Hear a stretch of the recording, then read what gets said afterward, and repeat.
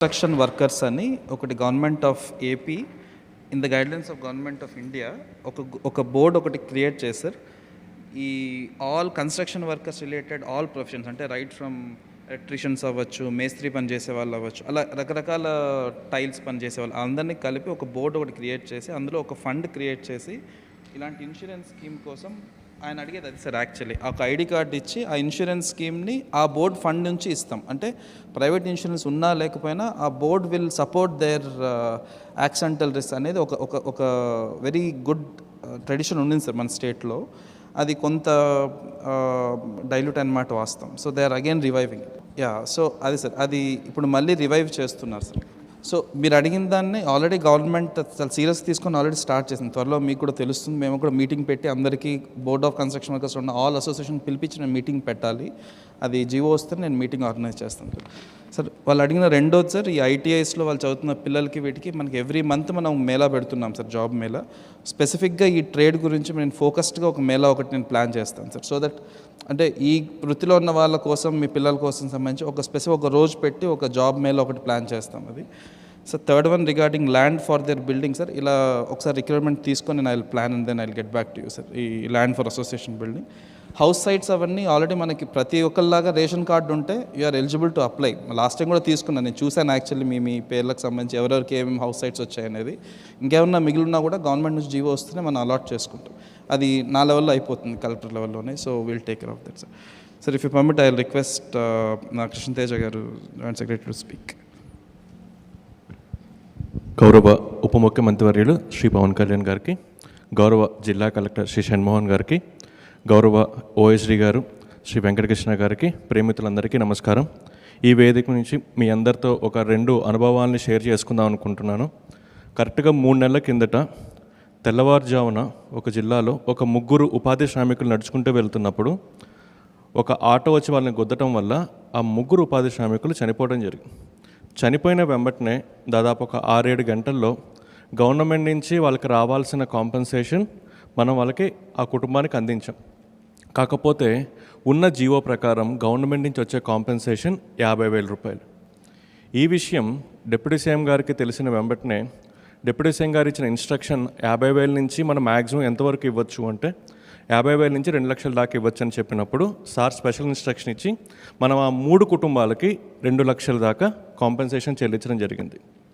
అదే రోజు సార్ ఇన్స్ట్రక్షన్తో ఇంక నుంచి ప్రమాదవశాత్తు ఏ ఉపాధి శ్రామికుడు చనిపోయినా సరే ఈ జీవో 10 ఏళ్ళు 15 ఏళ్ళ నుంచి మారకుండా ఉన్న జీవోని మార్చి 50,000 కాంపెన్సేషన్ నుంచి 2 లక్షలకి పెంచడం జరిగింది.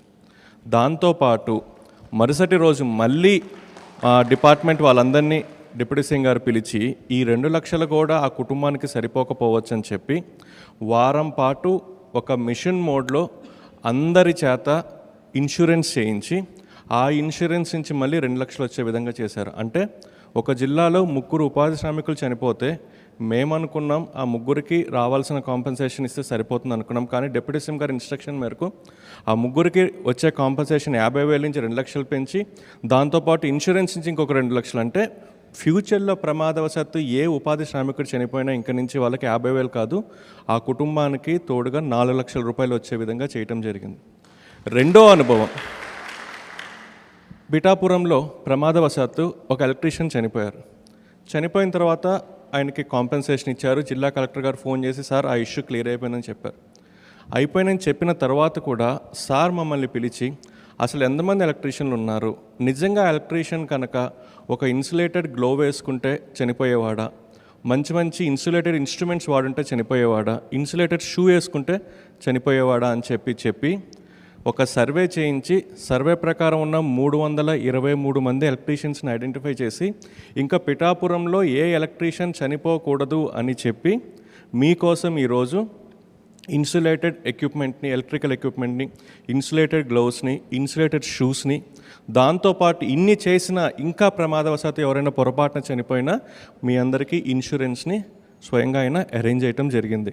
కాకపోతే ఈ వేదిక మీద మీ అందరికీ చెప్పేది ఏంటంటే ఎంత ఇన్సులేటెడ్ షూ ఇచ్చినా, ఎంత ఇన్సులేటెడ్ ఎక్విప్మెంట్ ఇచ్చినా, ఎంత ఇన్సులేటెడ్ గ్లోవ్ ఇచ్చినా మీరు కొంత జాగ్రత్త వహించకపోతే దానివల్ల ఉపయోగం ఉండదు. కాబట్టి ఇచ్చినవన్నీ మీరు సద్వినియోగం చేసుకొని మీ కుటుంబాన్ని మీరు దృష్టిలో పెట్టుకొని కొంత భాగం జాగ్రత్త మీరు కూడా ఉండే విధంగా చేయాలి. Sir, thank you so much for giving me this opportunity sir. Pithapuram నుంచి వచ్చేసిన మీ అందరికీ నా హృదయపూర్వక నమస్కారాలు. నాతో పాటు ఇక్కడ ఆసీనులైన కృష్ణతేజ గారికి, కలెక్టర్ షణ్మోహన్ గారికి, ఓఎస్డి వెంకటకృష్ణ గారికి అందరికీ నా హృదయపూర్వక నమస్కారాలు. మన పిఠాపురంలో గత ఏప్రిల్లో మల్లాం గ్రామంలో రిపేర్కి అని వెళ్ళి, ఒక హౌస్ హోల్డ్ రిపేర్కి అని వెళ్ళి ఆయన చనిపోవడం నాకు చాలా బాధ కలిగించింది. అంటే ఇలాంటి సంఘటనలు మనం జాగ్రత్తలు తీసుకోకపోతే జరుగుతూ ఉంటాయి. నేను అడిగాను అసలు ఎలా జరిగింది ఏంటి అని అడిగాను. అడిగినప్పుడు ఇంటికి ఎవరో పిలిచారు, చేస్తూ ఉంటే షార్టేజ్ జరిగింది, ఆ లీక్ వల్ల ఇట్లా అయిపోయిందని. నాకేమనిపించిందంటే బేసిక్గా నేను మీ అందరికీ ఎప్పటి నుంచో తెలుసు, బేసిక్గా శ్రామికులకి ఎవరైతే కష్టపడతారో వాళ్ళ ప్రాణాలు పణంగా పెట్టి చేస్తారు, వాళ్ళకి సెక్యూరిటీ ఉండాలని ముందు నుంచి నేను కోరుకునేవాడిని. అది నేను సినిమాలో ఉన్నప్పుడు కావచ్చు, వ్యక్తిగతంగా కావచ్చు, ఒకసారి మేము ఏదైనా ఆఫీసుల్లో పనిచేస్తున్నప్పుడు కావచ్చు, షూటింగ్లో కావచ్చు, ఇల్లు కడుతున్నప్పుడు కావచ్చు. మొన్న ఈ ఆఫీస్ కడుతున్నప్పుడు కూడా చాలామంది స్టాఫ్కి అసలు హెల్మెట్స్ లేకుండా కడుతున్నారు. ఎలక్షన్ టైంలో నేను దృష్టి పెట్టలేకపోయిన తర్వాత అయిన తర్వాత చూస్తే అందరికీ సేఫ్టీ షూస్ ఒకటి, హెల్మెట్ అందరికి ఇవ్వడం జరిగింది. సో నాకు అది గుర్తొచ్చింది. బేసిక్ ఇలాంటి ఎలక్ట్రీషియన్ అనేది చాలా ప్రమాదకరమైన ఉద్యోగం. అది అన్ని ప్రమాదకరమైనవి, కానీ ముఖ్యంగా తెలిసి ఎక్కడ లీక్ ఉందో తెలియదు, ప్రమాదకరమైనది ఎలక్ట్రిసిటీ. దానివల్ల ఎంత మనకు వెలుగిస్తుందో ప్రాణాలు తీసే శక్తి కూడా ఎలక్ట్రిసిటీగా ఉంది. అందువల్ల చాలా జాగ్రత్తగా ఉండాలి. ఎందుకు ఆ జాగ్రత్తలు వహించలేకపోయారు అంటే రైట్ షూస్ లేవు, బేసిక్ కేర్ తీసుకోలేదు, ఇట్లాంటివి దృష్టిలోకి వచ్చినాయి ఆ రివ్యూస్లో. అదొక్కటే కాకుండా ఒకటి జాగ్రత్తలు తీసుకోకపోవడం వల్ల ఆయన ప్రాణాలు కోల్పోయారు, తద్వారా కుటుంబ సభ్యులకి సంపాదించే వ్యక్తిని కోల్పోవటం, అలాగే స్పర్ధలు కూడా రావటం, గ్రామాల్లో చిన్నపాటి గ్రామాల్లో స్పర్ధలు కూడా రావటం, అది ఇంకా ఇబ్బంది కలిగించేస్తుంది.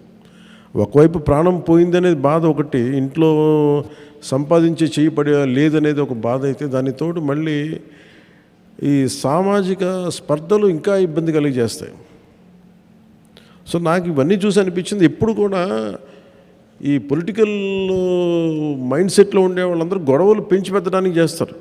నేనేమేమి ఆలోచిస్తానంటే ఒక గొడవ, ఒక ఇష్యూ వచ్చిందంటే దాన్ని ఎలా సాల్వ్ చేయాలని ఆలోచిస్తాను, కానీ ఎలా పెంచాలని ఆలోచించను.